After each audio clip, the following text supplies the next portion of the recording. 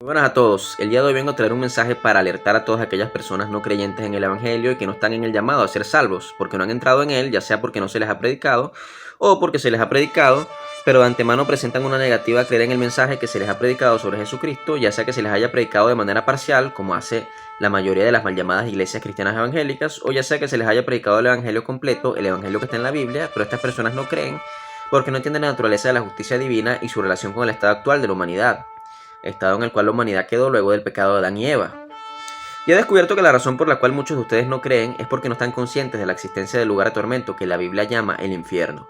No creen que este lugar existe. Muchas veces hay un dicho que dice, el infierno está aquí en la tierra. Mucha gente dice que este mundo es el infierno, y esto debido al gran sufrimiento que vemos día a día en la humanidad. Vemos que existen injusticias de todo tipo, calamidades insoportables en muchas partes del mundo, y aún en aquellos lugares en los cuales la gracia de Dios ha permitido que la gente viva en paz, segura, con alimento, ropa y en el progreso, vemos que la vida cotidiana de la familia también sufre problemas emocionales, enfermedades terribles, todas estas cosas a las cuales nos enfrentamos en el día a día que llamamos problemas.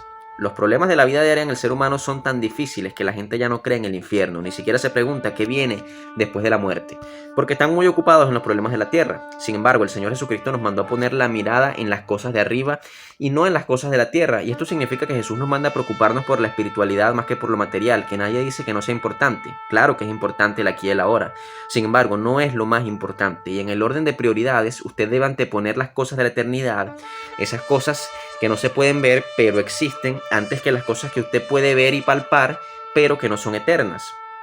Primero que nada quiero desmontar ese dicho que dice que el infierno es aquí y lo que aquí se hace aquí se paga. Vamos a la etimología de la palabra infierno porque les voy a demostrar que el infierno sí existe de manera literal.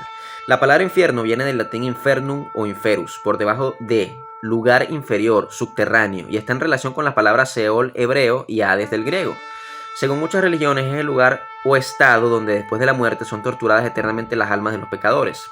Como podemos ver, la misma etimología de la palabra nos da la interpretación de su significado. El infierno no puede ser aquí en la tierra porque la misma palabra infierno significa subterráneo, o sea, lo que está debajo de la tierra. Ahora, hay muchas razones filosóficas coherentes para pensar que si existe un Dios y que si existe un Dios, y le hablo a todas aquellas personas que son cristianas o no son cristianas pero creen en Dios, si existe un Dios tiene que existir un infierno, debido a que si te pones a pensar en qué significa ser Dios, es sinónimo de perfección, o sea, un ser superior a todos los demás seres, que es dueño de todo, tiene todo el poder, es infinito en esencia, todo lo sabe, todo lo puede, está en todos lados y es moralmente perfecto. Esas son las características con las cuales podemos en nuestra débil y limitada conciencia definir a Dios, porque Dios es mucho más que eso, pero en lo que nosotros respecta como seres limitados podemos definir a Dios en estos sentidos.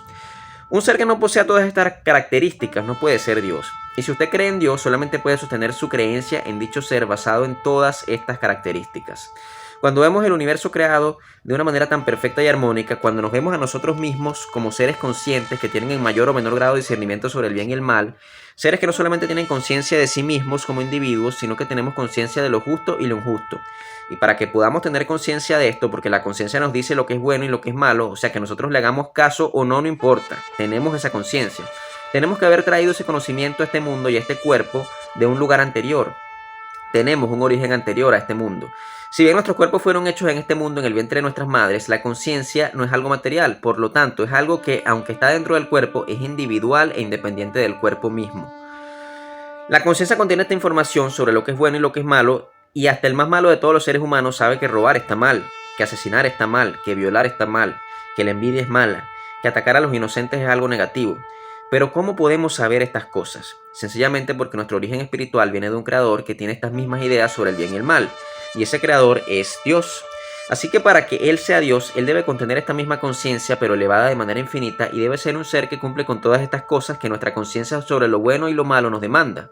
Así que Dios es un ser moralmente perfecto, y aunque pueda parecer que todo lo que estoy hablando aquí es subjetivo, tú en tu corazón sabes que lo que te digo es totalmente objetivo. Aún hay muchos ateos que saben que robar, matar, violar está mal. Yo le preguntaría a ellos, ¿en qué te basas tú para pensar que eso está mal? Aunque lo niegan y no quieran creer en Dios, la única explicación para que tengamos este concepto definido, esta reminiscencia, es nuestro origen espiritual. Que esto viene de Dios.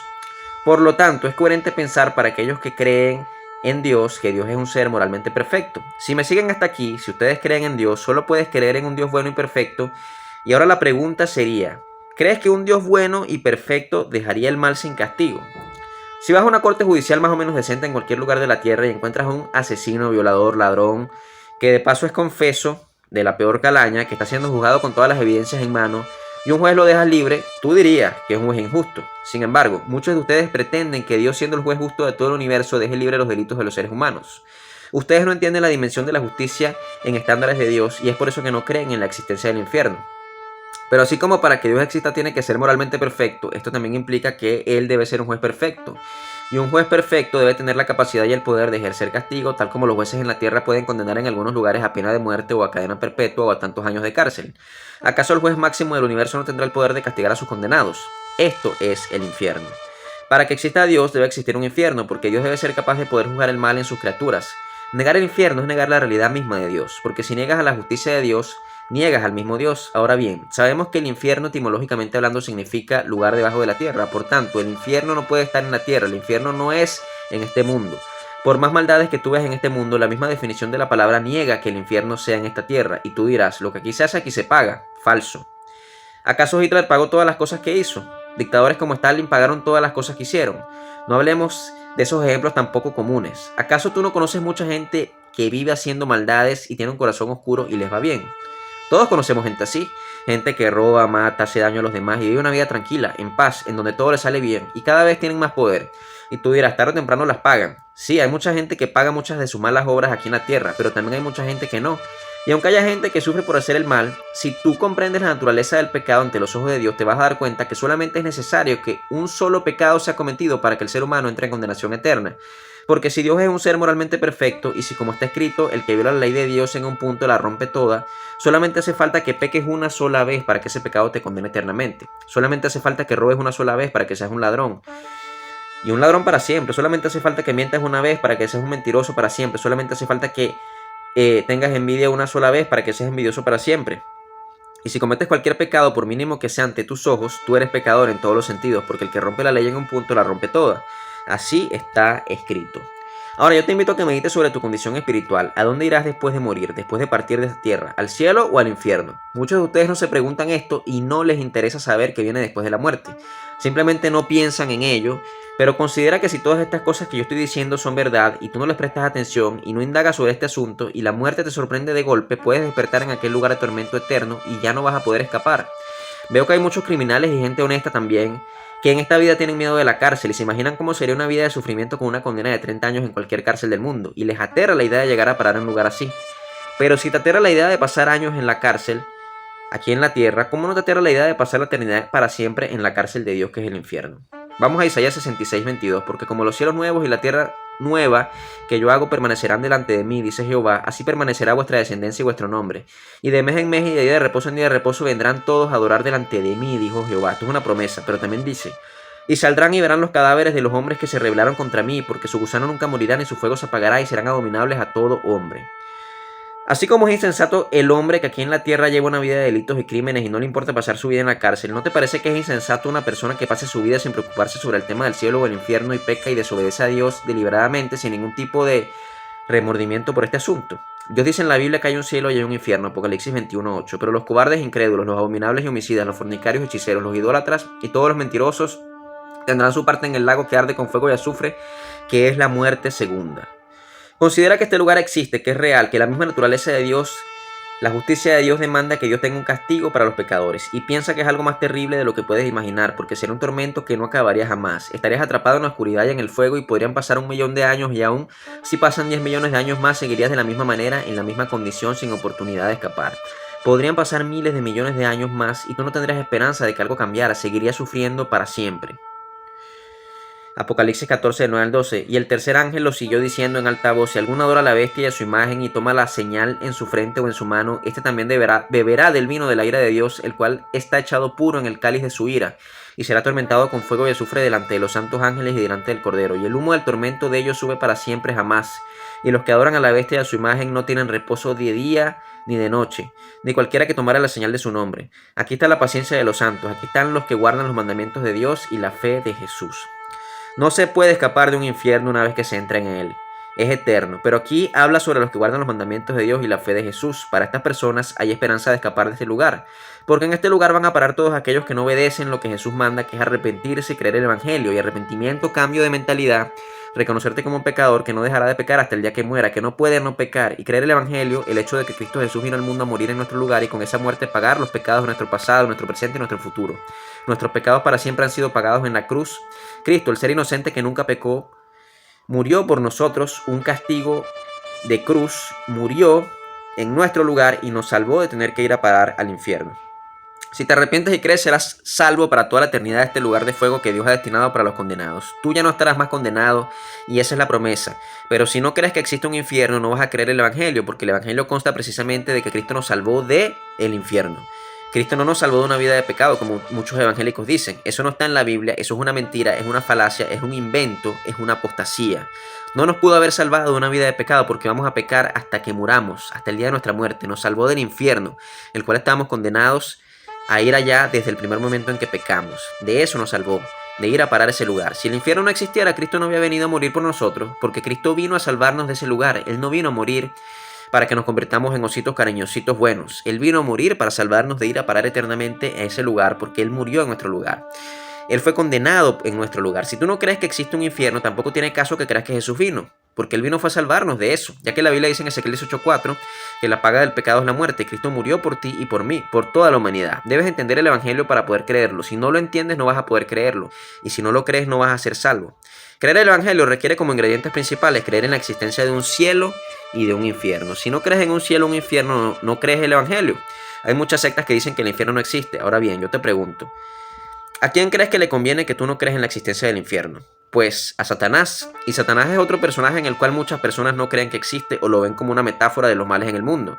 Pero Satanás no es una idea ni una metáfora. Satanás es un ser espiritual que existe de manera literal, que se rebeló contra Dios e influyó sobre la tercera parte de los ángeles y fueron expulsados del cielo. Satanás también es descrito por Jesús como el príncipe de este mundo, y es por eso que Satanás, cuando tentó a Jesús en el desierto, le ofreció todos los reinos de la tierra, porque él, a través de sus engaños, manipulaciones, controla los distintos gobiernos del mundo. Así que Satanás tiene una campaña mediática para que tú no creas ni en la existencia del infierno ni en su propia existencia. Satanás odia a la humanidad, por eso fue que engañó a Eva en el jardín del Edén, por eso hizo a Eva desobedecer a Dios. A Satanás no le conviene que tú creas que existe el infierno, porque él quiere que tú vayas a parar ese lugar. Satanás te odia y odia a toda la raza humana, porque nosotros tenemos esperanza de salvación, porque el mismo Dios encarnado dio su vida por nosotros y tuvo misericordia de toda la descendencia de Adán. Sin embargo, con él y con sus demonios no hubo ningún tipo de misericordia, de oportunidad tampoco, porque Dios dijo, tendré misericordia del que yo quiera tener misericordia, y Dios quiso tener misericordia de los seres humanos. Satanás ha creado una red de engaños, se ha inventado miles de religiones a lo largo de toda la historia de la humanidad, las cuales alteran la verdad sobre Dios, se inventan dioses, se inventan ideas y cosas que son contrarias a la Biblia. Satanás incluso influye hoy día en las iglesias evangélicas, y es un ser real, con inteligencia, con emociones, con planes, con un imperio que opera detrás de las sombras y que maneja los gobiernos más poderosos del mundo para que siembren en la humanidad ideales contrarios a la palabra de Dios. El diablo quiere que tú te condenes eternamente, porque él no puede hacer nada en contra de Dios, pero él sabe que está condenado a parar su eternidad en el infierno y quiere llevarse la mayor cantidad de personas, de seres humanos con él al infierno. Esa es su manera de vengarse de Dios. Cada vez que te hablen del evangelio y te digan que hay un cielo o un infierno y te llegue la voz a la mente que te diga que eso es mentira, que es una exageración, que son cosas de sectas, que el infierno no existe, que es mejor no pensar en ello, sino disfrutar de la vida, que la vida es una sola, que lo que se hace en esta vida se paga. Cuando te lleguen ese tipo de pensamientos, eso no viene ni de ti ni de Dios. No viene de la lógica ni de la razón, porque la razón la hemos explorado con estos puntos y son coherentes. Los puntos que te doy son muy coherentes. Ese tipo de pensamientos vienen de Satanás y sus demonios. Él tiene un ejército de demonios. Todas las personas del mundo sufren por los pensamientos que los demonios les meten. Así como en las películas tú ves que hay un angelito parado en un lado y un demonio parado en el otro lado y le hablan cosas al oído. Así Satanás opera con sus demonios y siembra pensamientos en la mente de las personas. Tú no puedes verlo porque está en el mundo espiritual, pero el diablo y sus demonios pueden poner una voz mental idéntica a la tuya y susurrarte pensamientos al oído que vas a escuchar en tu mente como si fueran tus propios pensamientos. Pero la verdad está en la Biblia, no en tus propios pensamientos ni en tu corazón, en la Biblia. Y la Biblia dice que hay un cielo y un infierno. Y la Biblia dice que el que se arrepiente y crea será salvo. Jesús es el camino, la verdad y la vida.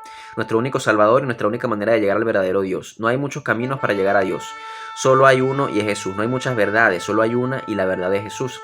La única vida verdadera, que no es esta vida en la tierra, sino la vida eterna, es Jesús. Él es la resurrección y la vida, y es el único medio para llegar al verdadero Dios. No son los santos, no son las religiones, no es nadie más, solo Jesucristo. Yo te invito a que el día de hoy le entregues tu corazón, creas que Él murió por todos tus pecados, de tu pasado, de tu presente y de tu futuro, los que no has cometido. Creas que eres un pecador y lo invites a entrar en tu vida y seas salvo. Bendiciones.